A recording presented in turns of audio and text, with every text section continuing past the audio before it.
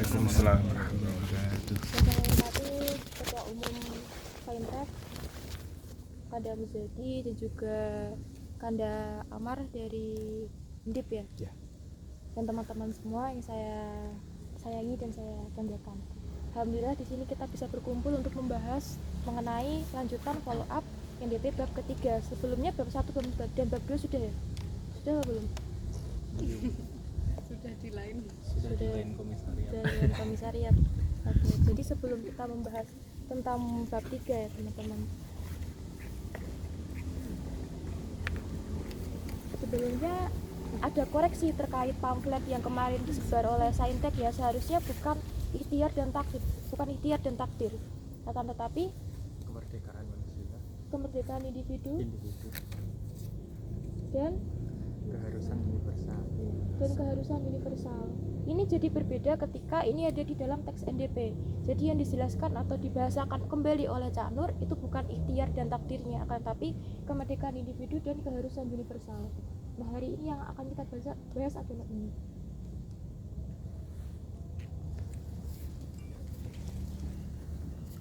Nah, masuk kepada bab 3 itu sebenarnya kita sudah melalui proses bab 1 dan bab 2 teman-teman, yang mana kita sudah melalui proses mengimani Allah Subhanahu wa Ta'ala. Kita sudah melakukan syahadat.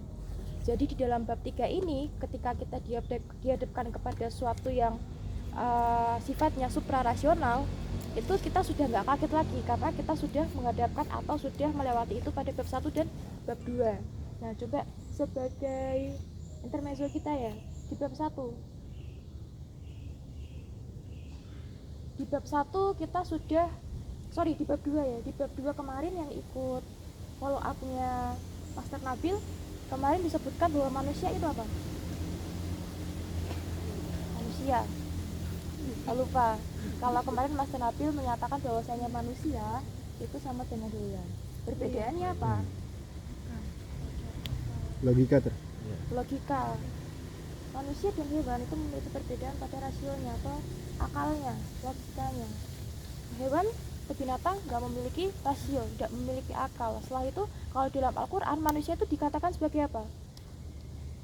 insan, basyar, anas. Ada 3.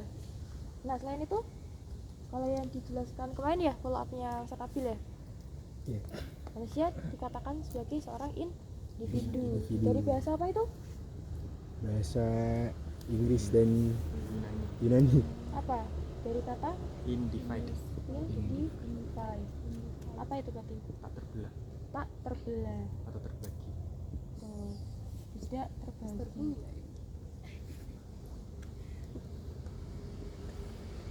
Sebenarnya kalau kita membahas tentang keharusan kemerdekaan individu dan keharusan universal itu sangat sederhana teman-teman, karena kata kuncinya dan penjelasannya itu sudah masuk kepada bab 2, pengertian dasar kemanusiaan. Nah, kenapa bisa begitu? Karena ini sebenarnya sudah dijelaskan di bab 2 nih. Manusia itu tuh berasal dari kata individu, individe, yang artinya tidak terbagi. Maksudnya di sini apa? Maksudnya adalah manusia pada kelak, kalau kita sudah mempercayainya ya, di bab 1 ya, kita percaya tentang adanya surga dan neraka, kita mengimani Tuhan.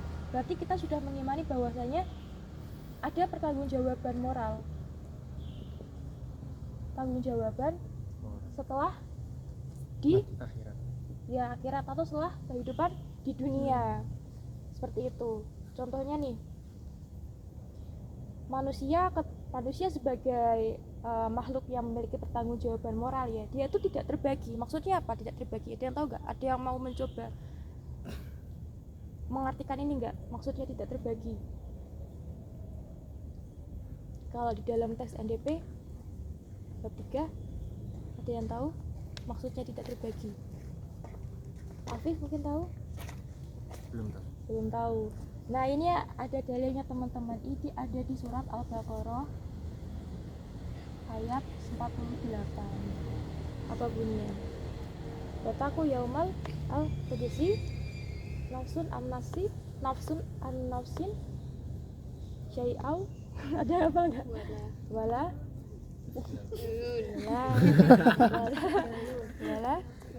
Wala yukbalu minha syafa'atun. Dan artinya apa? Dan Berarti Oh, boleh. dan sebenarnya artinya Al-Baqarah ayat 48. Enggak tahu. Dan takutlah kalian ketika apa tuh bacanya itu? Minimal usaha lah. Bapakku ya mau kalau aja sih. Dan takutlah kamu Pada hari ketika tidak tak seorang pun dapat membela orang lain sedikit pun. Nah, itu dari Al-Baqarah ayat 28. Maksudnya tidak terbagi adalah pertanggungjawaban kita, moral kita, amar ma'ruf nahi munkar kita itu tidak akan didelegasikan kepada orang lain. Makanya disebutkan di dalam Al-Quran nih, kalau yang masih ingat kemarin Master Nabi bilang kalau kita ini diciptakannya itu sendiri-sendiri loh. iya. Ya kan, sendiri-sendiri. Maka ketika nanti di akhirat kita bertemu kepada Yang Maha Kuasa itu dalam posisi yang sendiri-sendiri juga, dalam kondisi yang kalian tuh individu, perorangan.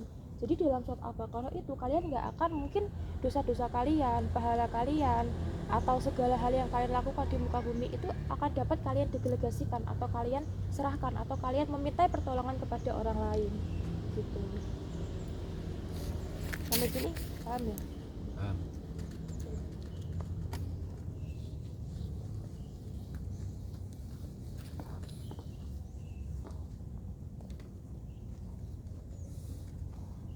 Nah teman-teman, setelah apa ya, kita kan tahu ya bahwasannya itu apa yang kita lakukan di muka bumi ini atau segala sesuatu yang baik dan buruknya, benar atau salahnya, itu kan kita berpegang teguh kepada yang namanya apa kemarin kata Mas Terabil, panduan Moral. bukan panduan yang kemarin Mas Terabil bilang kalau kita ini sebagai makhluk makhluk bermoral itu punya yang namanya satu panduan apa namanya, panduan khusus atau panduan utama. Yang apa panduan khusus atau utamanya kita? Apa? Al-Quran hadis. Al-Quran dan hadis. Nah kita ini sebenarnya tuh punya yang namanya panduan, bukan panduan khusus, yang dimana di dalam sini itu berisi tentang larangan dan perintah gitu kan. Akan tetapi sebenarnya teman-teman, kalau misalkan lah kita bicara tentang kemerdekaan individu dan keharusan universal, kita pasti bertanya-tanya kemerdekaannya dimaksud itu kemerdekaan apa sih gitu kan. Padahal kita itu apa ya, kita kan memiliki kemerdekaan ini, kebebasan kan. Nah kebebasan itu adalah sesuatu yang sebenarnya itu adalah hadiah primordial Tuhan kepada kita. Akan tetapi kenapa kok kita masih punya yang namanya panduan, kita masih punya yang namanya batasan-batasan? Kenapa kira-kira? Kenapa kita masih punya hukum-hukum gitu? Padahal kita adalah manusia yang merdeka, dan itu adalah hadiah primordial Tuhan kepada kita sejak zaman sejak kita lahir. Kenapa kira-kira? Dia mau berpendapat ya?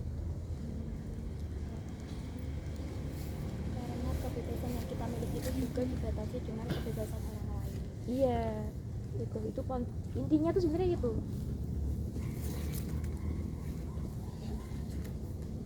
Kemerdekaan individu teman-teman itu sebenarnya itu adalah sesuatu yang dibatasi dengan kemerdekaan lainnya. Kenapa kemudian kemerdekaan individu dibatasi sama kemerdekaan orang lain? Kenapa? Katanya merdeka, katanya bebas. Kenapa kok kemerdekaan itu dibatasi sama kemerdekaannya orang lain? Karena orang lain juga berhak merdeka tuh. Kenapa orang lain berhak merdeka? Pemberian Tuhan lagi-lagi Maksudnya merdeka itu merdeka yang seperti apa sih? Kenapa kita merdeka sedangkan yang lain juga merdeka, tapi kita nggak boleh melewati batasan merdeka itu? Ada yang mau berpendapat? Mbak Eka sepertinya mau berpendapat. Misalkan ya, saya punya namanya kemerdekaan individu. Misalnya nih, saya mau menyakiti si Afif gitu kan. Si Afif juga punya kemerdekaan individu dan saya menghormati kemerdekaan orang lain ya. Berarti si Afif juga boleh menyakiti saya gitu. Apakah kemerdekaan seperti itu yang dimaksud oleh Cak Nur? Tidak. Tidak. Terus maksudnya bagaimana?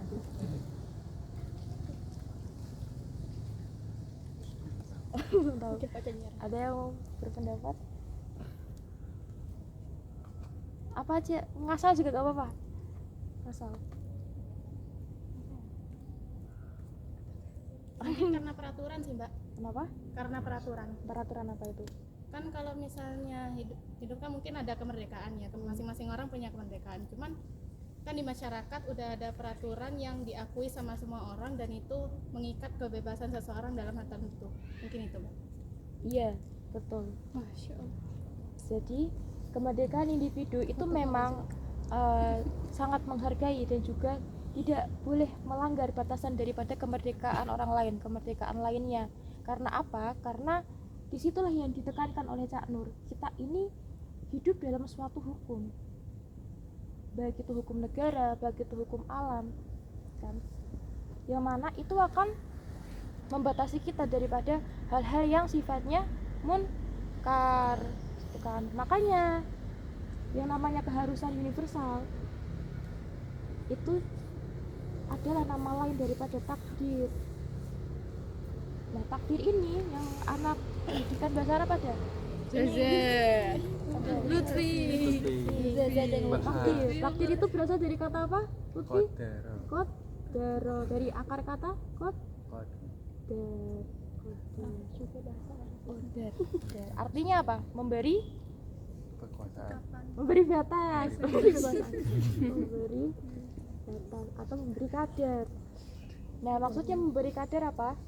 Maksudnya adalah segala sesuatu yang dilakukan manusia itu ya, itu memiliki batasannya, itu memiliki yang namanya itu apa ya, ketidakmampuan mereka untuk melewati batas-batas itu. Misalnya nih, misalkan manusia ini adalah manusia yang merdeka, dia diberi kebebasan baik dalam berperilaku, dalam berpikir, tapi dia juga diikat yang namanya oleh hukum-hukum alam itu sendiri. Contohnya, kalian bisa terbang nggak? Nggak bisa. Terus kalian bisa hidup di dalam air? Insya Allah kata. Insya Allah. Terus kalian bisa berjalan di atas air? Tidak. Tidak. Tapi ada kemungkinan iya nggak? Ada kemungkinan. Ada. Dengan apa? Speedboat. Dengan alam. Itu makanya yang ditekankan oleh Cak Nur bahwasannya walaupun manusia ini dia tuh memiliki batasan ya, akan tetapi kita bisa melampaui batasan itu dengan bantuan akal. Dengan bantuan akal. Nah, makanya di sini yang namanya keharusan universal takdir ini tuh juga bisa diubah, bisa kita ikhtiarkan dengan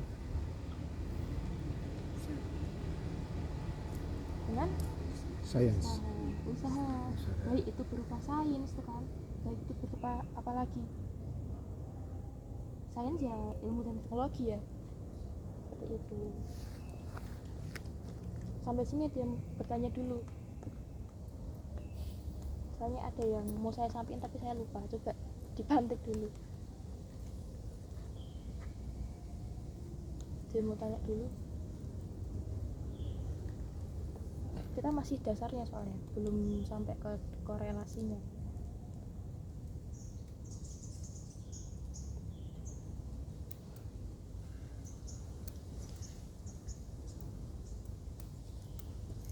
Ada yang mau tanya? Skuter. Belum ada. Ada yang mau tanya?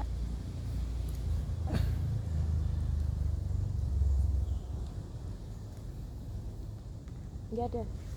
Belum.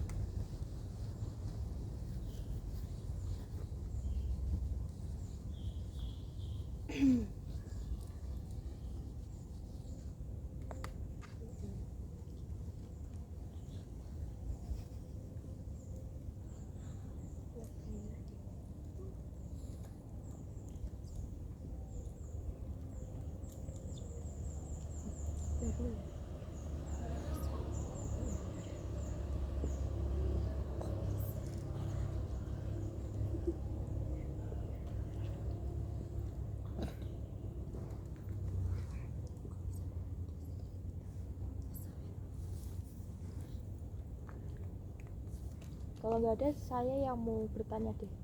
Ada yang tahu nggak apa itu maksudnya kemerdekaan universal? Kemerdekaan individu. Oh, kemerdekaan. Kemerdekaan universal. Kalian tahu apa itu kemerdekaan universal?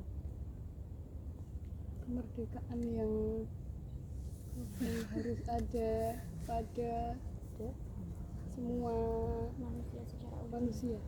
Manusia, iya betul. Apa itu contohnya kemerdekaan universal? Kehidupan untuk hidup, Terus? asasi manusia. Iya, hak asasi manusia.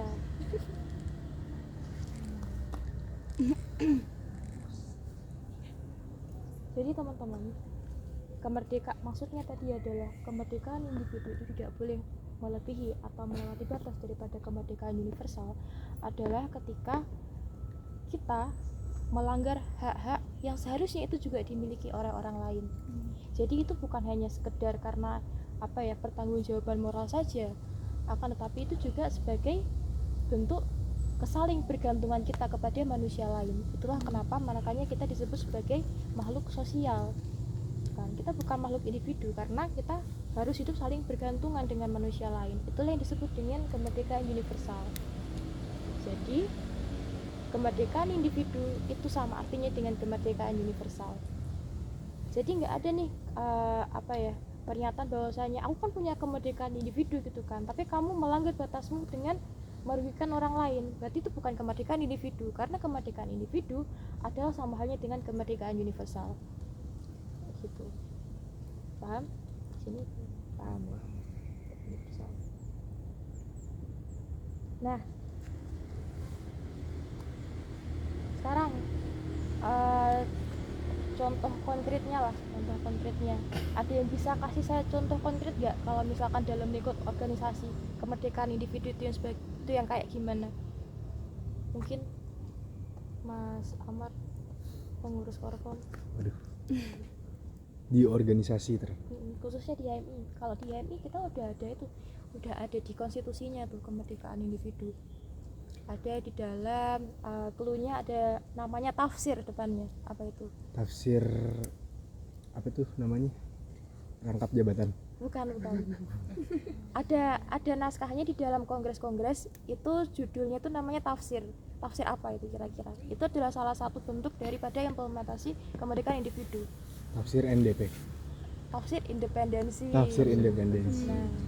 kalau konstitusi kemerdekaan individu itu diatur di dalam konstitusi, yaitu di dalam teks tafsir independensi.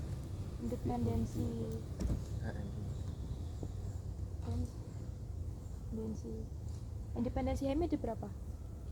Dua. Apa aja itu? Apa ya?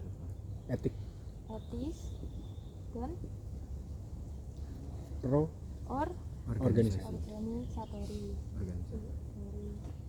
Nah, dua independensi ini sebenarnya kalau kita telah lebih jauh itu masuk sebagai kemerdekaan individu, teman-teman. Kenapa itu bisa dikatakan sebagai kemerdekaan individu? Karena di dalam independensi etis itu kan kita sebagai kader HMI itu diberikan kebebasan penuh untuk menentukan segala sesuatu itu berdasarkan kehendak pribadi, tanpa meninggalkan nilai-nilai yang ada di dalam konstitusi sebagai kader HMI. Makanya kita punya yang namanya hukum. Kalau di dalam bab NDP itu adalah tadi yang saya bilang sebagai hukum alam.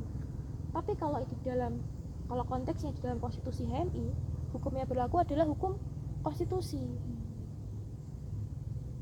Makanya dari setiap dari kita walaupun memiliki yang namanya kemerdekaan individu itu tetap dalam suatu pagar hukum, baik itu hukum alam, baik itu dalam hukum negara, hukum konstitusi dan sebagainya. Nah, contohnya nih, ada yang tahu nggak independensi etis itu apa? Penjabaran independensi etis.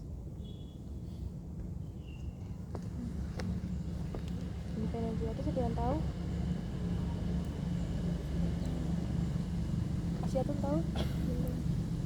Kebebasan kita dalam menentukan sesuatu berdasarkan kehendak kita tanpa meninggalkan nilai-nilai yang ada di konstitusi. Contohnya nih, kita kan punya kemerdekaan individu ya, sebagai kader HMI lah, sebagai kader HMI. Terus contohnya ini spill aja, ini bakal jadi pertanyaan ketika kalian berangkat LK2, screening LK2. Jadi nanti kalian akan disuguhkan pertanyaan kayak gini. Nah, jadi tuh ada 2 orang yang nyalon sebagai ketua umum cabang kan. Yang satunya ini dia itu belum SC, tapi dia itu punya track record yang jelas gitu kan. Dia punya pengalamannya bagus, dia juga punya kelebihan dalam bidang finansial kan, dia punya modal gitu. Terus juga mungkin itu. Terus yang satunya itu dia sudah SC, terus dia juga dia sudah mengisi dan juga sudah selesai magangnya ya, kalau di PPL namanya magang. Dia sudah selesai magangnya, dia sudah SC, dia sudah ngisi banyak follow up, tapi ya teman-teman, dia itu nggak punya yang namanya finansial yang cukup, dia nggak punya modal, terus dia nggak didukung nih, dia nggak punya masa di sini, dia nggak ada yang bawa sama sekali, dan dia nggak punya gerbong. Nah, menurutnya teman-teman, kira-kira kalian pilih yang mana nih di antara 2 ini? Pilih yang belum SC tapi dia punya track record yang jelas, pengalaman yang bagus gitu kan, apa pilih yang satunya yang udah SC, udah selesai magang tapi dia nggak punya pengalaman apa-apa gitu, nggak punya yang namanya potensi apa-apa? Yang belum SC mungkin. Yang belum SC. Kenapa? Ya karena tadi didukung, meskipun dia belum SC tapi dia punya track record yang jelas, kemudian juga dia ibaratnya udah punya gerbong, udah punya masa, terus juga potensinya juga jelas gitu. Sementara itu Kalau kamu pilih yang mana? yang Yang belum SC? Yang belum SC. Belum SC dong? Yang belum SC. jangan-jangan nanti yang benar yang udah belum SC. SC juga. Yang belum Salah semua. yang belum yang sana belakang, yang belum. Ada yang pilih yang udah SC nggak? Yang benar yang udah SC loh. Yang benar adalah yang belum SC, teman-teman. Yang belum benar gitu.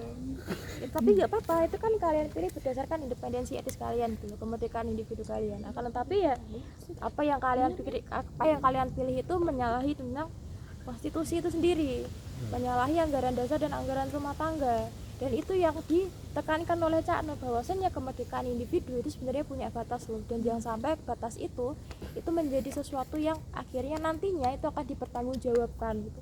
Nah, pertanggungjawabannya itu adalah pertanggungjawaban yang negatif. Contohnya kayak tadi pilihnya yang belum SC.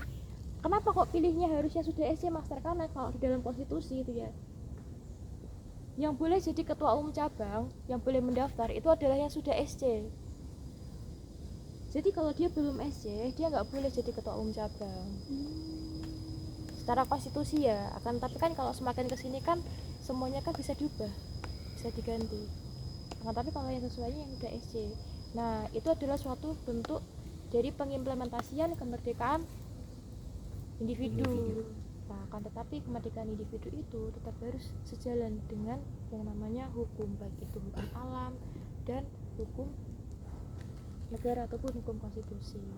Nah, makanya teman-teman, setiap kejadian atau peristiwa yang telah terjadi di alam semesta ini ya, karena kita sebagai manusia atau sebagai suatu mikrokosmos ya, kita kan hidup di suatu jagat besar tuh atau makrokosmos, itu pasti nggak terlepas dari yang namanya kejadian-kejadian atau peristiwa. Nah, setiap kejadian atau peristiwa itu pasti selalu dikaitkan kepada salah satu zat gitu ya, yang mempunyai peran di situ, yaitu adalah Tuhan, atau itu bisa disebut sebagai takdir. Nah, takdir atau peran Tuhan gitu ya teman-teman, dalam setiap keberlangsungan hidup kita. Kalian percaya nggak kalau kita kumpul hari ini itu atas kehendak kalian atau kehendak takdir?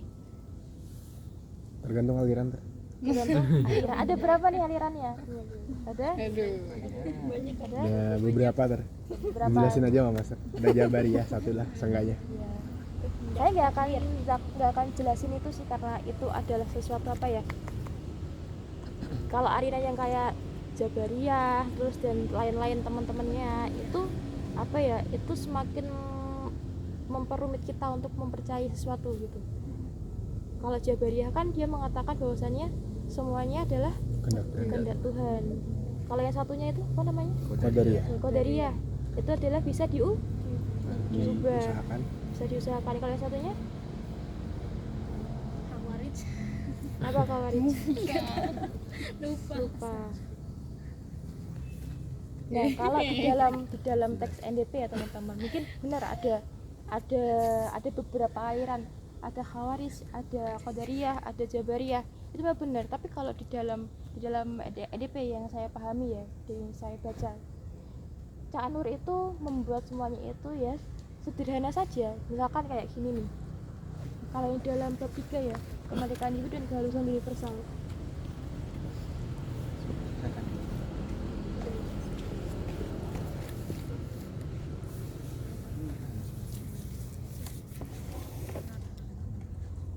keharusan universal atau takdir gitu ya, kita ada di sini, kita sampai di sini itu atas bentuk ikhtiar kita.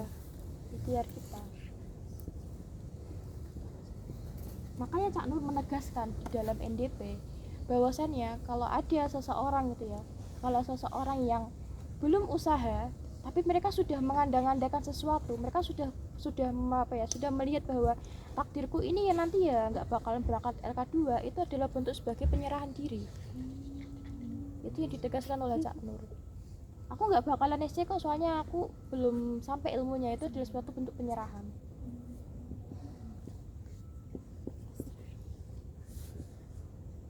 Nah, penyerahan di sini kata Cak Nur adalah suatu bentuk kita itu menyerah atas sesuatu, menyerah atas sesuatu yang belum kita usahakan sama sekali. Itu yang ditegaskan Cak Nur. Akan tetapi teman-teman, kalau misalkan kita percaya kepada keharusan universal, kita langsung tunduk kepada keharusan universal, itu juga disebut sebagai perbudakan. Tuh. Maksudnya ya kita ini kok nggak usaha dibilang bentuk penyerahan diri atau peniadaan kemerdekaan individu. Tapi kalau kita langsung tunduk dan patuh kepada keharusan universal, kita dianggap sebagai perbudakan. Itu apa maksudnya? Maksudnya adalah ya dimaksud Cak Nur adalah keharusan universal itu semuanya itu bisa terjadi, semuanya itu bisa terwujud asalkan ada yang namanya suatu bentuk usaha atau ikhtiar. Makanya kalau kata Cak Nur itu ya semua teori-teori tentang takdir itu ya memang benar gitu loh. Akan tetapi semua itu bisa berubah kalau misalkan kita berusaha. Akan tetapi teman-teman jangan sampai salah juga, ada keharusan universal itu yang tidak bisa kita lampaui batas-batasnya. Apa itu contohnya? Yang secara mutlak itu nggak akan bisa kita lampaui gitu. Apa kira-kira? Kematian. Terus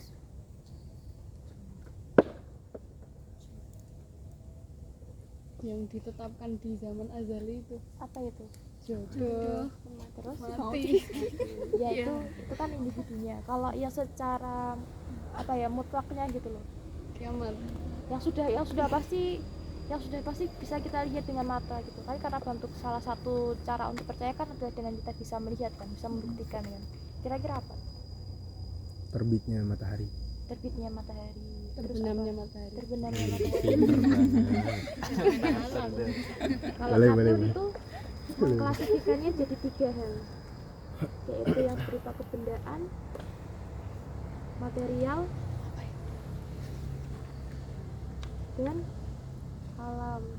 Jadi itu yang Cak Nur bilang sebagai sesuatu yang nggak bisa kita lewati batasnya, itu adalah kayak tata surya kita, bintang-bintangnya beredar, terus tenggelam atau terbitnya matahari, itu sudah pada batasnya dan kita nggak akan mungkin bisa mengubah itu gitu loh, karena itu memang sudah takdirnya seperti itu, karena sudah keharusan universalnya seperti itu. Nah kayak gitu. Ada pertanyaan? Kita sharing-sharing aja ya. Kalau bab 3 sedikit sebenarnya, karena kita sudah lewat proses iman, jadi kita nggak perlu membuktikan lagi gitu. Emang benar Tuhan itu ada ya kan? Kalau kita masih mempertanyakan apakah Tuhan itu ada atau tidak, berarti kita belum bisa belajar tentang takdir.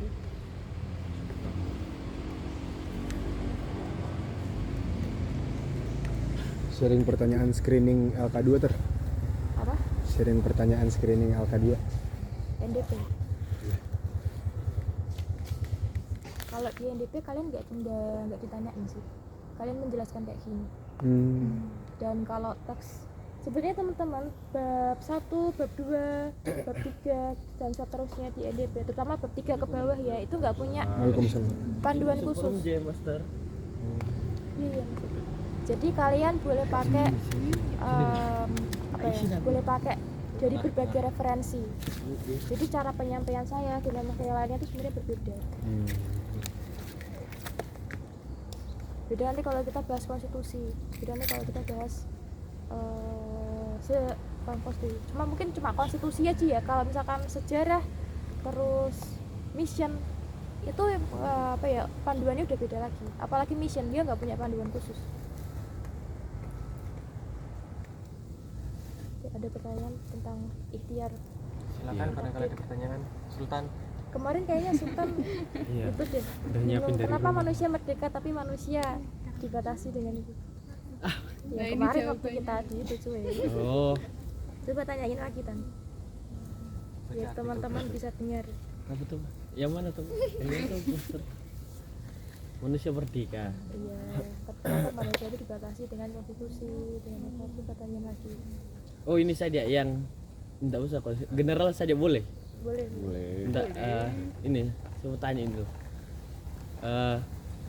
Manusia kan menurut saya Master ya, di pemikiran saya merdeka itu tidak ada untuk di manusia. Karena yang merdeka itu hanya Tuhan. Karena bagaimanapun merdekanya manusia, dia tetap punya keterbatasan, antara lain keterbatasan umur, keterbatasan fisik dan lain-lain. Nah, jadi kalau saya bilang merdeka itu hanya milik Tuhan dan bukan milik manusia, itu bagaimana? Ada yang menjawab dulu nggak? Ada yang mau menjawab dari pengurus Korkom? Definisi merdeka dulu mungkin di situ. Mungkin ada yang berbeda dari Master sama Anda Sultan di sini. Sehingga bisa punya penafsiran makna yang berbeda. Kalau menurut Anda Sultan, merdeka itu Oh ya, kayak kan kalau secara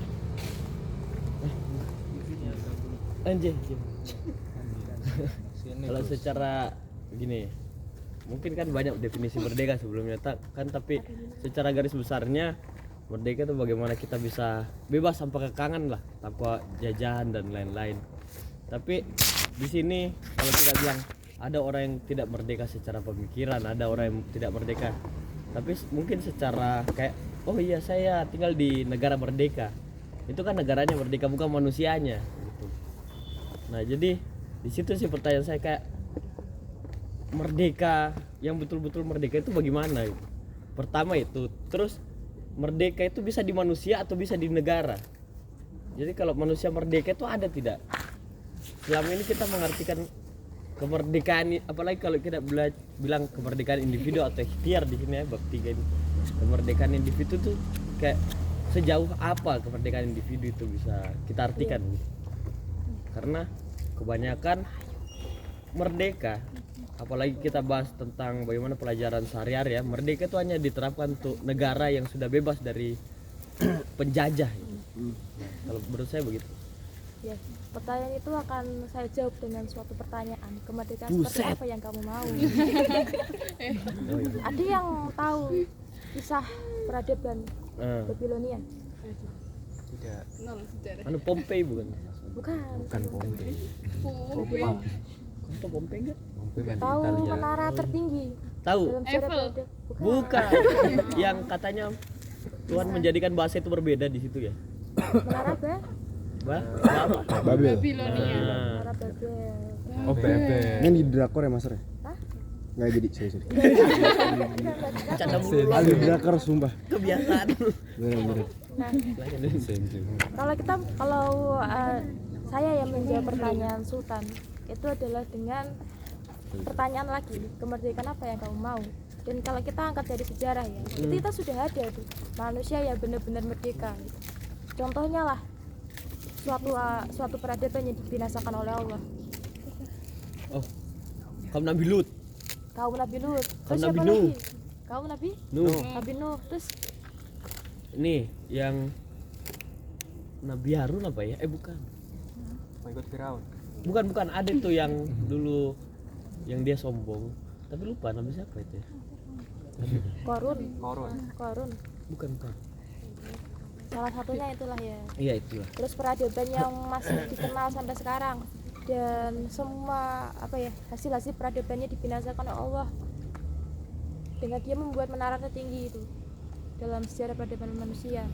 Peradaban Babilonia itu, menara Babel itu kan salah satu bentuk bahwa manusia itu sebenarnya merdeka loh, baik secara akal, baik secara apalagi perilaku. Mereka diberi kebebasan pada waktu itu, mereka bisa berkehendak sesuai dengan kehendaknya mereka. Mereka mau berbuat apapun ya terserah mereka, selama akal dan pikiran, akal, ilmu pengetahuan mereka mencapai kepada itu kan. Dan ternyata mereka mampu kok, akal mereka mampu kok untuk sampai ke sana. Mereka bisa membuat hasil-hasil kebudayaan seperti itu. Mereka bisa kok membuat suatu gedung-gedung atau hasil-hasil peninggalannya sebenarnya tuh jauh lebih modern daripada kita. Tapi kemudian mereka dibinasakan oleh Allah Subhanahu wa taala. Lalu konteks yang ingin saya tekankan di sini adalah teman-teman, bahwasanya jangan sampai kemerdekaan itu adalah sesuatu yang membuat kita menjadi sombong. Makanya kita ini merdeka, tapi tidak ada merdeka yang sebenarnya tuh benar-benar merdeka. Karena teman-teman, kalau kembali kepada bab 1 ya, ini kita kembali lagi kepada bab 1, sesungguhnya kita adalah manusia yang secara fitrah adalah condong kepada kebenaran, hanif. Akan tetapi di dalam bab 1 di NDP dijelaskan pula bahwasanya untuk mencapai kebenaran itu kadang-kadang kita kepleset dengan apa? Dengan mengikuti hawa nafsu. Makanya nggak mungkin ada orang atau manusia itu yang benar-benar bersih atau terhindar daripada yang namanya hawa nafsu. Makanya kemerdekaan manusia itu dibatasi dengan kemerdekaan yang lainnya, kemerdekaan individu yang lain. Mungkin sekarang kalau ditanya, nggak ada sih manusia itu yang benar-benar merdeka gitu kan. Kita pasti terkekang oleh sama yang namanya hukum gitu kan, sama yang namanya ADART gitu. Tapi di lain sisi itu teman-teman, kita boleh kok berkehendak sesuai dengan apa yang kita yakini, boleh kok, asalkan itu tidak melanggar nilai dan norma yang ada di masyarakat. Pada akhirnya patokan kita adalah baik dan buruk sebenarnya. Selama yang kita lakukan itu baik ya nggak masalah gitu. Makanya kan di surat Al-Baqarah ayat 48 bahwa sesungguhnya itu semuanya itu kita akan bertanggungjawabkan sendiri-sendiri masing-masing. Jadi nanti ya ketika kita di hari Yaumul Hisab ya kita akan datang dalam keadaan sendiri-sendiri. Nah itulah yang dimaksud dengan kemerdekaan individu dan keharusan universal. Makanya nggak disebutkan ikhtiar dan takdir. Ada yang tahu nggak kenapa namanya bukan ikhtiar dan takdir yang disebutkan Cak Nur? Kenapa dia dibahasakan? Ada yang mau tanya nggak kenapa Cak Nur itu tidak menyebutnya itu ikhtiar dan takdir? Kenapa disebutnya sebagai kemerdekaan individu dan keharusan universal? Kenapa tuh? Untuk mencakup semua umat beragama. Mungkin kan ada yang dengan pendapatnya Cak Nur kan mungkin dari yang luar agama Islam kan. Soalnya kan Cak Nur itu kayak penceramah yang diperhatikan sama pemuka agama lain mungkin. Kalau yang lain bahasanya dia dibahasakan seperti itu biar semua elemen masyarakat selain agama Islam itu juga memahami apa konsep pikiran dari Cak Nur itu. iya. Kalau yang lain kalian tahu nggak kenapa kok dialihbahasakan? Saya kalau pertama tuh saya tarik dari alasannya kemarin saya baca tuh Bapak Lafran Pane bilang HMI itu tidak harus orang yang pintar mengaji, tapi nanti dia masuk HMI baru pintar mengaji. Nah mungkin supaya mempermudah bagaimana ini tidak usah memakai bahasa yang terlalu ya condong ke Arab lah atau condong ke bahasa-bahasa yang ada di Al-Quran, karena kita di situ belajar. Jadi menggunakan, kenapa kok penggunaan bahasanya adalah kemerdekaan individu dan keharusan universal, itu supaya gampang dimengerti oleh kita kader-kader. Menurut saya begitu. Ya, dua-duanya betul, supaya tidak terjadi kesalahpahaman dan prakonsepsi. Makanya Cak Nur ini menegaskan bahwa ikhtiar itu dialihbahasakan sebagai kemerdekaan individu dan takdir sebagai keharusan universal. ya nantinya supaya itu arti keduanya itu nggak saklek gitu teman-teman. Takdir itu kan apa ya, diibaratkan itu kan sebagai qadarullah gitu, itu sesuatu yang ya sudah kayak gitu gitu loh. Pasti kan kita kan sering dia bilang ya udah emang takdir itu gitu kan, itu kan ada suatu bentuk penyerahan diri sebenarnya, peniadaan kemerdekaan individu di situ, dan itu nggak boleh. Dan juga kemerdekaan individu dan keharusan universal itu tadi yang disebutin sama mbaknya itu juga benar. Ini supaya nantinya tuh nggak cuma orang-orang Islam aja, nggak cuma HMI aja yang bisa nantinya menerima ini ilmu ini, karena takdir kan identiknya dengan umat Islam ya, ikhtiar kan identiknya dengan umat Islam kan. Ikhtiar diambil dari bahasa apa sih? Bahasa Arab. Kalau takdir dari bahasa Arab juga kan. Lebih menduniakan apa namanya, lebih menduniakan Islam, membunyikan Islam. Bisa aja lebih. Ada pertanyaan lain nggak?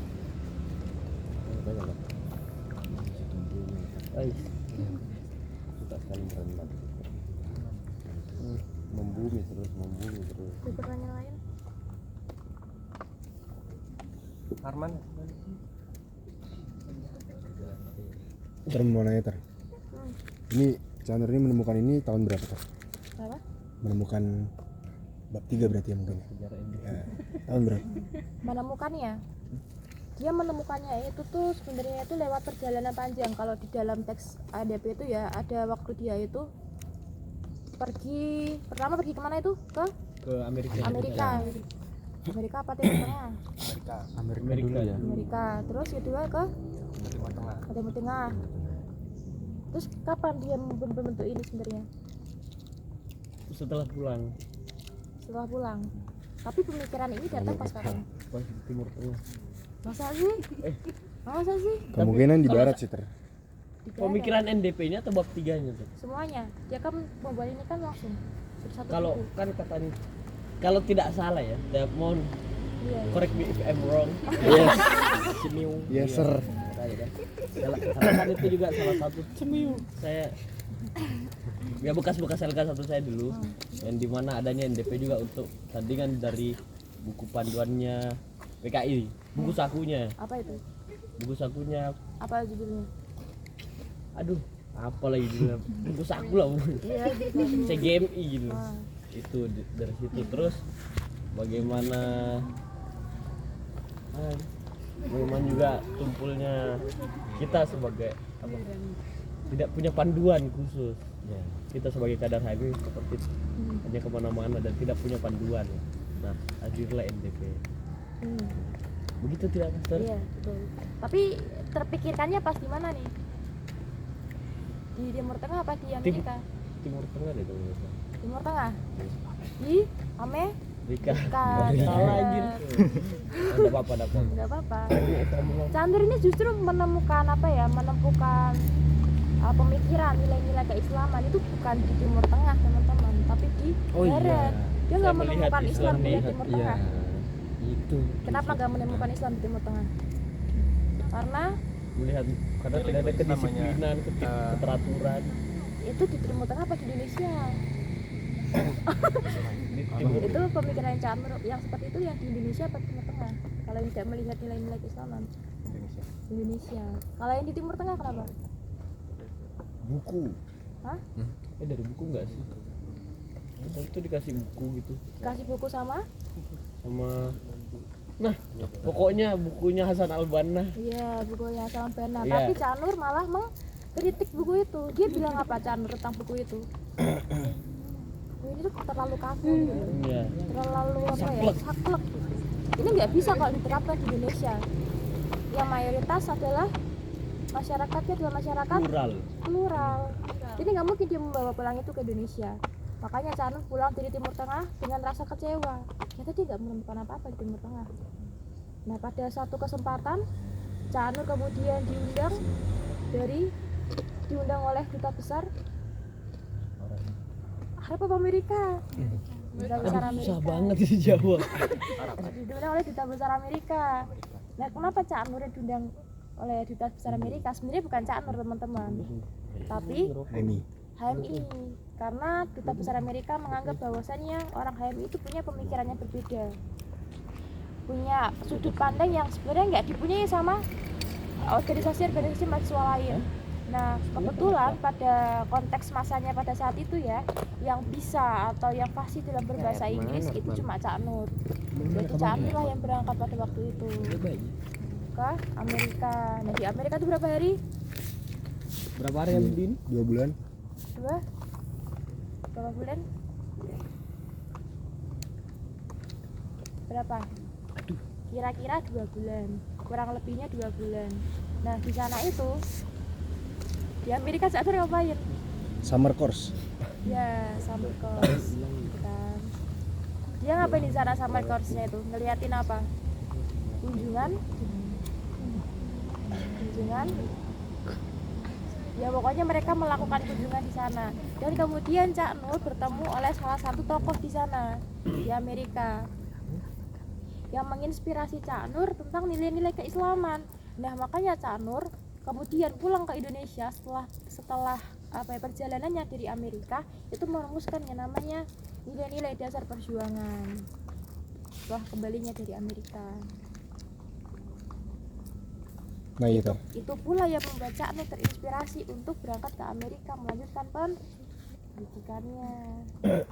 Tuh. Makanya Cak Nur kan belajar Islam kan bukan di Timur Tengah, dia kan di Amerika. Di universitas mana itu? Cak Nur itu Iya enggak ya?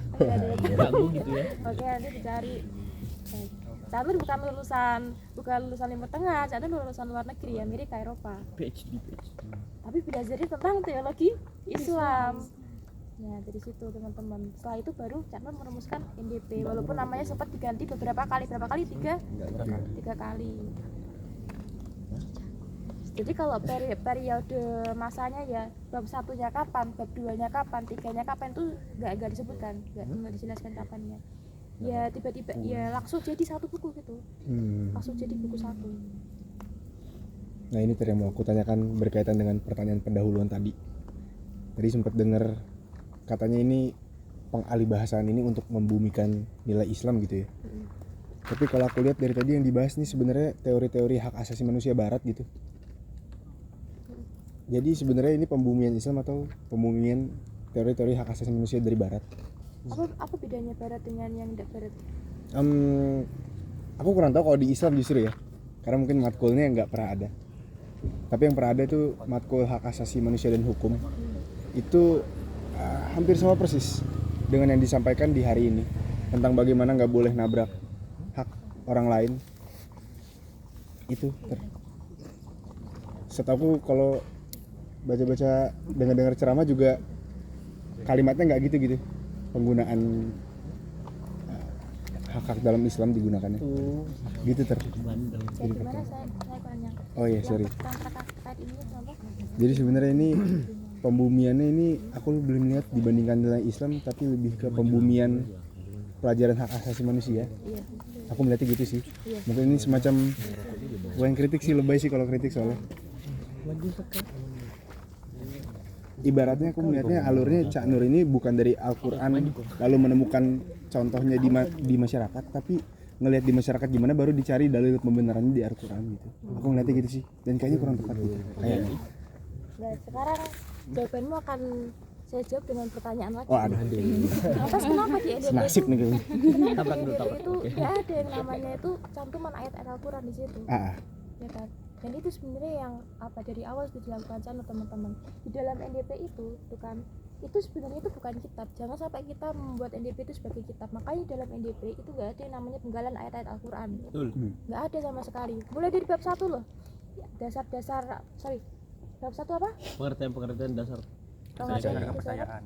Dasar-dasar Pengertian dasar kemanusiaan itu nggak ada yang membahas tentang ayat Al-Quran, nggak ada. Karena Cak Nur membuat ini tuh supaya kalian udah mengerti ketika semuanya dihadapkan oleh Al-Quran itu ya teman-teman, itu akan dihadapkan oleh sesuatu yang sifatnya itu suprarasional kan. Kita baru berislam nih, kita baru belajar NDP bab 1, kemudian kita disuguhkan oleh ayat-ayat Al-Quran di situ. Kalian mau langsung beriman? Enggak. Makanya di bab 1 itu juga nggak ada kalimat-kalimat penegasan di dalam Al-Quran. Mungkin ada dalilnya tapi nggak sebanyak itu. Di bab 3 ini juga teman-teman, dan bab selanjutnya mungkin ya, mungkin ada perbedaan kalau dalam materi ini yang membawakan adalah anak UIN kan, terutama anak Monas. Mungkin dia bakal pakai banyak dalil-dalil tuh ayat-ayat Al-Quran kayak kemarin follow up jadi berdua ya. Tapi kalau yang saya ambil referensinya, saya nggak pakai itu. Jadi sebenarnya nggak masalah kalau misalkan kalian itu apa ya, nilai-nilai keislamannya itu tuh nggak sebanyak itu kelihatan sih juga nggak apa-apa. Wah seram. Akan tetapi apa ya, inti atau nilai yang mau disampaikan itu tuh tetap sama, nggak ada perbedaannya sama sekali. Mungkin kalau kita bahas ini kita pakai dalil bisa sebenarnya, dalil tentang apa ya, tentang takdir itu juga ada, dalil tentang apa ya, kemerdekaan individu itu juga ada di dalam Al-Quran ya. Contohnya tadi Al-Baqarah ayat 48 itu kan salah satu dalil yang bisa kita pakai kalau kita mau masukkan nilai-nilai keislamannya. Tapi kan yang kita bahas di sini adalah kemerdekaan individu dan kebebasan universal, yang dimana kemerdekaan individu itu juga adalah kemerdekaan universal, nggak cuma orang Islam aja, bukan cuma apa ya, kelompok kita aja, tapi seluruh umat manusia di situ. Dan ketika diharapkan ini dibaca oleh kemudian orang-orang lain ya, organisasi lain ya, mereka tetap bisa menerima ini gitu. Bisa mencontoh juga. Iya. Makanya di dalam NDP itu nggak ada namanya penggalan potongan-potongan ayat Al-Quran. Makanya kan Cak Nur disebut sekuler. Kenapa sekuler Cak Nur itu? Karena sekuler kan memisahkan antara urusan negara dengan urusan agama. Kalau Cak Nur disebut sekuler kenapa tuh? Dia itu memisahkan duniawi dan ukhrawi. Jadi kayaknya agak beda dengan konsep sekuler yang dituduhkan. Dan cukup sepakat aku dengan konsep itu. Itu dia menurutku ingin memurnikan ibadah sebetulnya. Bagaimana ibadah itu betul-betul diniatkan ikhlas karena Allah Ta'ala, bukan karena mengejar keinginan dunia. Betul. Karena Islam penuh. Iya. Dan atas dasar itulah kenapa kemerdekaan individu ini ya, kemerdekaan individu ini tetap punya hukum-hukum atau batasan-batasannya, terutama di dalam konstitusi HMI, dimana ketika kita punya independensi etis dan organisatoris, yang diharapkan kita itu semurni-murninya adalah kita itu amar ma'ruf, jangan sampai ada nahi munkarnya. Contohnya nahi munkarnya apa? Mengafiliasikan HMI dengan transaksi politik, gitu kan. Itu adalah salah satu bentuk apa itu? Pelanggaran konstitusi kan. Nanti teman-teman. Ada kalau bahas NDP bab 3 itu nanti masuknya ke independensi etis, organisatoris, kemerdekaan individu yang sebenarnya juga dibatasi dalam konstitusi. Ada ini.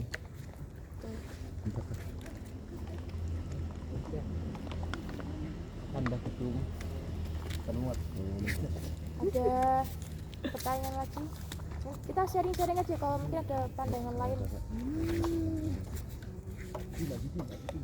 Iya, bidik pandangan banyak. Sumpah banyak Kan banget. kita punya kemerdekaan individu ya, jadi kita punya kebebasan untuk berpendapat. Betul. Nah, apa? Mau nanya sebetulnya NDP ini buat apa? Goal settingnya? Udah di jam sulam. Jawabannya itu normatif itu. Ya, betul itu. Apa itu Tan? Jawabannya pertama sih Tan. tadi kan yang Buat pertama panduan ya? ya panduan. Terus karena apa ya, kayak kita kader tuh tidak memiliki perbedaan pola pikir juga, kayak kenapa sih kita tidak bisa satu pandangan gitu untuk organisasi dalam konteks organisasi ya, bukan dalam konteks keislaman, karena HM itu Islam yang universal, menerima semua jenis mazhab, tidak harus anak ini atau anak itu. Betul tidak Lutfi? Nah, betul. Ya itu tidak jawaban normatifnya seperti itu. Itu nggak salah, itu benar. Oh iya.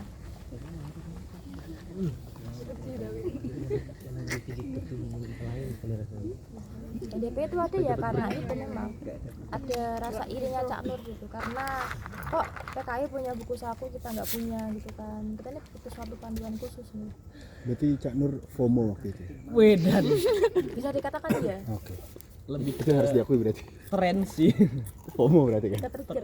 Ketinggalan tren gue. Harus bikin NDP nih. Nah, gitu. Nggak bercanda itu ya. Itu jawaban normatifnya kayak gitu. Kalau jawabannya nggak normatif apa Tam? Yang realistis apa jawaban realistis? Jadi kalau tapi ini menurut pandangan saya saja Ter, ya.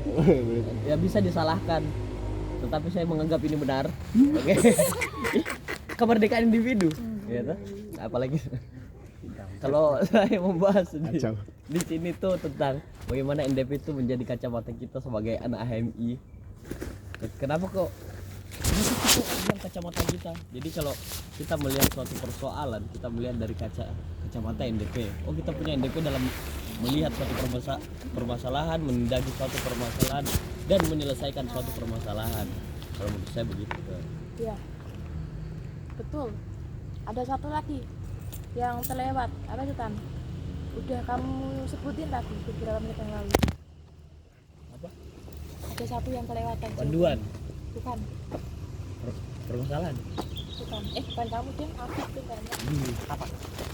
Ya, bahwasannya kondisi umat Islam di Indonesia ternyata Jauh dari jauh dari nilai-nilai Islam. Makanya Cak Nur kepikiran kalau buat NDP aja sih, soalnya kan di NDP itu nanti bisa membahas hal-hal yang sekiranya nanti bermanfaat untuk Umat Islam. umat Islam. Mulai dari bab pertama kan apa dasar-dasar kepercayaan dibuatkan dulu keimanannya, karena pada saat itu banyak masyarakat Indonesia yang Islamnya KTP. Terus kedua kemanusiaan, karena pada saat itu kondisi umat Islam kenapa pecah? Hah? Apa? Pecah. Pecah kayak gimana maksudnya? Nah, politik masuk di Suka Nah, itu benar. mengkafirkan. Itu sampai sekarang sih. Maaf.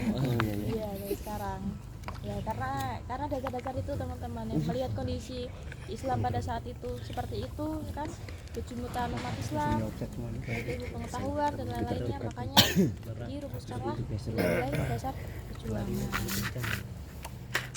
dengan melihat kondisi-kondisi itu ada di sejarah HMI kayak gitu. Terus mungkin dari Tum Muzadi ya yang ditanyakan atau Tumaska Tumaska banyak bener, pertanyaan kan. nanti akan dijawab oleh Sultan. yang lain yang kan aku nggak ngikut dari awal. Aku juga baru datang tuh. Itu nanya. Aku nggak ngerti kan. Baru LK2 nih gimana nih? Yo ini segar-segarnya materi nih. Segar ya bener.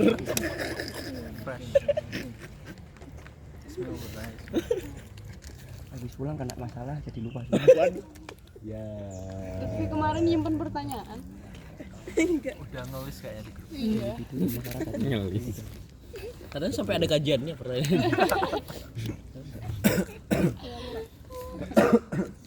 Yang tadi pagi itu loh.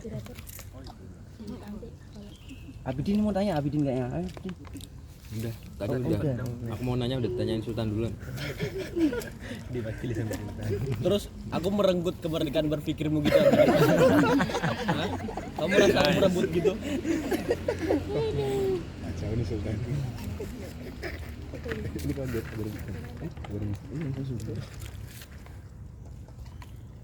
Ayo silakan, barangkali ada pertanyaan. Saya Silakan. sebelumnya kan saya minta maaf ya untuk keterlambatan saya. Siap. Jadi begini sih Ter. Saya mau tanya tentang terkait dengan bab 3. Sebenarnya keharusan universal itu kita bisa takar tuh dari mana? Kayak sampai bisa dikatakan keharusan universal gitu. Apakah ini suatu bentuk bagaimana? Tadi kan juga kalau dibilang kenapa kok bahasanya takdir? Karena nanti kayak membatasi. Betul kan tadi kata-katanya Master begitu, kayak seakan-akan membatasi, kemudian yang pertama membatasi, yang kedua memakai bahasa yang terlalu Arab lah. Nah tapi yang saya tidak bisa anukan di sini adalah bagaimana kata-kata keharusan universal itu sendiri, karena diawali dengan kemerdekaan individu atau ikhtiar, kemudian ada pembatasan, yaitu apa? Keharusan universal. Meskipun kita bilang tadi adanya penggunaan bahasa keharusan universal itu supaya tidak membatasi atau membumikan bahasa takdir itu sendiri, tapi keharusan adalah suatu bentuk pembatasan juga menurut saya. Nah, bagaimana kira-kira Mas? Ada yang mau jawab Sultan? Oh, Mas Uus katanya. Gimana Mas? Ada yang mau jawab Sultan? Kayaknya yang bisa jawab Cak Nur doang ini. Nah, juga. Yang bisa jawab Cak Nur doang, jangan-jangan. Enggak lah, master. Gimana pertanyaanmu Tan tadi Tan? Sebenarnya ini loh, penggunaan kata keharusan. Menurut saya itu pembatasan. Karena bagaimanapun kalau dibilang tadi alasannya banyak-banyak orang yang mengatakan bahwa ya sudah takdirnya seperti ini, tapi nggak bisa juga kita, tapi fakta bahwa banyak juga orang yang bilang bahwa ya memang seharusnya seperti ini sebagai bentuk bagaimana pembatasan kemerdekaan berpikirnya atau kemerdekaan individunya tadi yang dibahas gitu. Yang seharusnya begini itu berarti yang seharusnya begini kayak pasrah doang gitu, kayak ya memang ya kayak misal kita dapat musibah gitu ya, memang seharusnya seperti ini tuh, kayak seakan-akan sudah tidak ada lagi usaha yang bisa dicapai gitu. Iya, itu kan dijelaskan Canur sebagai suatu bentuk penyerahan diri atau peniadaan kemerdekaan individu. Kalau ada kalimat yang seperti itu, makanya itu adalah sesuatu yang ditegaskan atau dihimbau kepada Canur supaya tidak dikatakan. Itu ada di dalam itu kok, ada di dalam tafsir DP 3 di bukunya, baik bukunya Tarikan atau buku yang lain-lain. Itu sudah dijelaskan sebenarnya. Dan itu ya memang tidak boleh dikatakan seperti itu, karena yang pertama kalau kita berkata seperti itu adalah suatu bentuk penyerahan diri. Yang kedua, kalau kita mengiyakan bahwa takdir itu tuh langsung tunduk dan patuh terhadap takdir sebelum kita berusaha, kita disebut sebagai perbudakan di situ. Makanya dua-duanya ini ya jangan sampai kayak gitu. Makanya di dalam NDP bab 3 itu adalah kita boleh mempercayai yang namanya keharusan universal itu ya, boleh. Akan tetapi kita nggak boleh saklek atau terpaku pada itu. Makanya dibutuhkan kemerdekaan individu yang berasal daripada akal pikiran kita, usaha atau perilaku kita. Maka setelah itu baru yang namanya keharusan universal. Makanya setelah keharusan universal ada yang namanya tawakal. Kira gimana? Kayaknya belum jawab kamu Tan. Gimana? Kalau belum di pada sana sih ini mempengaruhi kemerdekaan saya ini. Maaf tuh. Kenapa kok menurut saya belum pas ya, belum. Tadi Master juga kayak belum pas. Oke, saya benarkan Master bahwa kayak sebenarnya tidak kayak, dan memang saya merasa belum pas. Karena apa? Yang pertama tidak menjawab karena kita tadi hanya membahas tentang bagaimana saya perumpamaan bahwa kata-kata seharusnya memang terjadi di masyarakat. Tapi yang saya tanyakan di sini adalah bagaimana keharusan universal sendiri itu diposisikan di mana, bahwa itu adalah keharusan universal. Diposisikan bagaimana? Diposisikan. Nah, oke. Kenapa saya tanya diposisikan di mana? Karena kita tidak pernah tahu batas ikhtiar itu sampai mana. Karena kan jangan walatai asu itu jangan berputus asa gitu. Ya kan? Nah itu. Nah dari situ saya belajar bahwa sebenarnya keharusan universal itu apa? Apakah sampai saya di ujung pemikiran saya itu keharusan universal adalah sesuatu yang sudah tidak bisa diganggu gugat dan memang sudah kepastian umum. Apa kepastian umum? Bahwa semua yang hidup mati. Nah sampai situ saja keharusan universal menurut saya. Nah kalau dari Itu betul, itu kan yang tadi saya katakan dengan keharusan universal yang terbagi menjadi 3 kata Cak Nur. Yang pertama adalah urusan kebendaan, kematerialan, dan alam. Jadi segala sesuatu yang sudah beredar, sudah secara mutlak gitu ya, memang beredar atau sudah secara pasti itu pada tempatnya, kayak misalkan bintang, bulan dan lain sebagainya, tata surya kita, itu adalah keharusan universal. Karena sudah nggak bisa diganggu gugat lagi di situ. Kita sebagai manusia mau gimana pun ikhtiar kita nggak akan bisa mencapai itu. Dan itu adalah batasan yang nggak bisa dilampaui manusia. Itu adalah keharusan universal yang sudah pasti. Nah, keharusan universal yang dipegang sama manusia ya, karena manusia sejak pada zaman azali itu diberikan hadiah yang namanya kebebasan atau kemerdekaan individu. Yang mana kemerdekaan individu itu sebenarnya teman-teman, dia juga punya keharusan universal. Akan tetapi Tuhan memberikan kebebasan kepada manusia untuk menentukan pilihannya sendiri. Makanya di dalam NDP 1, kalian mau beriman, kalian mau nggak beriman, itu terserah kalian, itu urusannya kalian. Karena kalian sudah punya akal, kalian punya rasio untuk membedakan mana yang baik dan mana yang salah, mana yang benar dan mana yang buruk dan mana yang baik. Nah kayak gitu. Akan tapi kalau kita bicara keharusan universal yang sifatnya itu adalah mutlak ya, itu memang keharusan universal yang memang seperti itu. Tapi kan kita bicara sesuatu yang sebenarnya itu agak suprarasional kalau di dalam manusia sendiri ya, karena manusia itu nggak lepas dari yang namanya itu hal-hal yang sifatnya itu kosmis. Iya kan? Manusia tuh nggak lepas dari yang namanya kosmis. Misalkan nih manusia masih percaya sama yang namanya tahayul gitu kan, masih banyak yang tahlilan, masih banyak yang ziarah kubur gitu kan. Terus kalau orang Islam setiap 7 hari itu diadakan apa itu namanya? 7 hari orang meninggal diadain apa itu? 7 harian. Iya, 7 harian ya. Itu kan sesuatu yang kita percayai, sesuatu yang suprarasional. Kayak kita pergi ke menara-menara gitu kan, minta wangsit, itu kan sesuatu yang suprarasional, sesuatu yang kosmis. Nah makanya kita sebagai manusia setelah melewati bab 1 dan bab 2 ya kita harus beriman, mengimani itu bahwa memang ada banyak yang nggak bisa kita lampaui akal pikiran kita ke sana. Makanya manusia punya batasan-batasan, dan dari batasan itu adalah Al-Quran untuk sebagai petunjuk itu, adanya panduan khusus itu supaya mengawal manusia tidak sampai keluar daripada jalurnya. Karena kalau manusia itu akalnya itu melebihi daripada batasnya, kemerdekaannya itu sangat-sangat merdeka, kemerdekaan individu yang nggak punya proteksi, ya kita sama aja kayak umat-umat terdahulu kan, umat-umat jahiliyah. Ada yang mau tanyain? Iya. Ini Pak udah belum dijawab ini. Sudah. Silakan Mas. Berarti hal-hal yang terkait ibadah dan ritual itu hanya boleh dilakukan yang sudah diamanatkan Al-Quran dan hadis, intinya itu terkan ya. Kalau apa? Ibadah ritual itu hanya boleh dilakukan oleh yang sudah diamanatkan Al-Quran dan hadis, intinya begitu ya. Karena tadi misalnya tahlilan itu kan Ya enggak. oh enggak.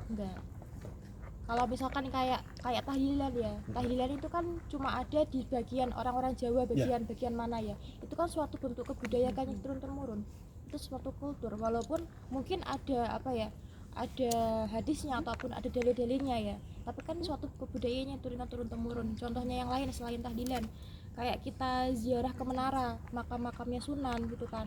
Terus kayak apalagi, mungkin kayak Sultan Hamengkubuwono yang dia sukanya ngumpulin orang-orang yang cacat buat dijadikan sumber kekuatannya dia.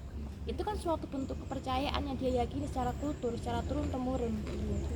Dan dia dia percaya bahwasanya itu akan membawa suatu nilai positif, dampak energi positif ke dia.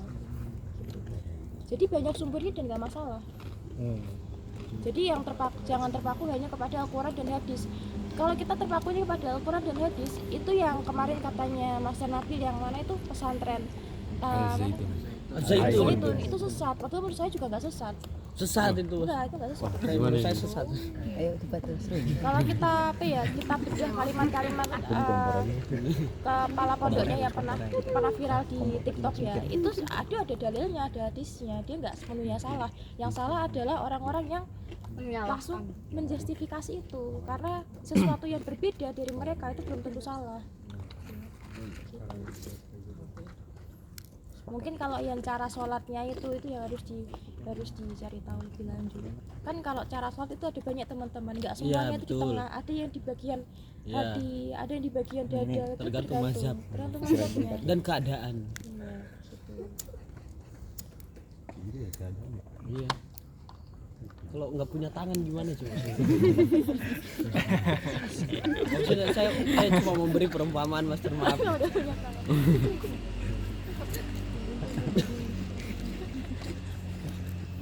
Satu doang gini. Nggak sesat. Sesat. Nah, gimana tangan saya cuma satu? Mungkin pernyataan terakhir ya, belum saya ngelola di LK1 Undip, yang jawaban dari pertanyaannya Mas Amar itu jawabannya sebenarnya ini konkretnya. Langsung yang konkret. Iya KKA ini. Pertanyaan itu berakar kepada tauhid, bahwasanya berarti tadi apa nggak apa-apa berarti kita sholat tuh harus ngikut sama yang namanya Al-Quran dan hadis saja gitu ya. Ibadah lah, Ibadah. bentuk ibadah. Nah, jawabannya adalah semua ini tuh berakar daripada tauhid, teman-teman. Ketika teman-teman itu bertauhid, ada 2 kalimat persaksian yang sudah kalian lakukan. Yang pertama adalah persaksian Tuhan persaksian Peniadaan. atau kalimat apa itu? Iya, ya itu kan ada 2. La ilaha illallah Muhammadur Rasulullah. Iya, syahadat Rasul. Nah, kalimat ini kalimat apa yang syahadat pertama? Tauhid. Kalimat pertama itu Negasi. berupa apa itu? Afirmasi. Afirmasi apa negasi? Kemudian negasi afirmasi. Yang mana yang afirmasi, mana yang negasi? Yang negasi itu yang peniadaan Tuhan dulu itu. Iya. Kalimatnya kan meniadakan segala sesuatu yang lain, tapi mengafirmasi satu sosok atau satu zat. Iya, ini adalah itu. kalimat negasi Cocok. dan Rasulnya adalah kalimat afirmasi. LK2 betul. Jadi ketika kita beriman ya kita sudah bertauhid, berarti kita sudah membebaskan diri kita dari segala belenggu-belenggu kepercayaan yang sesat. Kalau kepercayaanmu berdasar itu ya, kepercayaan berdasar kamu beribadah pakai cara apapun selama itu adalah apa ya, konteksnya itu kepada Allah Subhanahu wa taala, enggak masalah. Karena kita sudah meniadakan segala kepercayaan atau mitologi yang sesat. Nah, kemudian adalah syahadat Rasul. Apa itu Rasul? Afirmasi. Bunyinya Ikut. yang artinya kita bersaksi bahwa Nabi Muhammad utusan Allah. Jadi setiap yang kita lakukan atau segala bentuk ibadah yang kita lakukan semuanya harus Sejalan. Harus sesuai dengan Sunnah. ajaran Nabi, sunnah Nabi. perbuatan. Ahlus sunnah wal jamaah. Walaupun kemudian itu nanti banyak sekali yang namanya itu ajaran-ajaran ataupun apa itu namanya sesudah Nabi itu yang dari sahabat Nabi tabiin Kayak musuhnya. Yang gak usah nanya. itu dulu. Mungkin sebelum ditutup, barangkali dari teman-teman ada pertanyaan bisa disampaikan sebelum ditutup oleh Mas. Closing statement dari Sultan mungkin. Monggo Sultan. Terus tuh bagus ya. Harus di live report. Saya pemalu tapi demi master enggak apa-apa. Oh gitu lah ya. Mulai. Jadi bismillahirrahmanirrahim. Assalamualaikum warahmatullahi wabarakatuh. Waalaikumsalam. Jadi menurut saya pertama menyampaikan terima kasih untuk Master Anissa telah memberikan pemahaman dan kepahaman yang saya terima. Terus untuk bagaimana closing statement saya, yang menurut bab 3 menurut saya kemerdekaan individu dan keharusan universal atau ikhtiar dan takdir ini adalah sesuatu yang memang harus kita bahas. Tetapi pembahasan di sini tidak terpaku. Betul kata Master tadi bahwa kita tidak boleh terpaku di takdir. Meskipun mungkin dari teman-teman di sini pernah mendengar bahwa 3 yang tidak mungkin tertukar adalah jodoh, rezeki dan mati. Tetapi tanpa ikhtiar kita cuma dapat satu, dapat apa? Dapat mati. Dan semua itu memang harus ikhtiar. Kepastian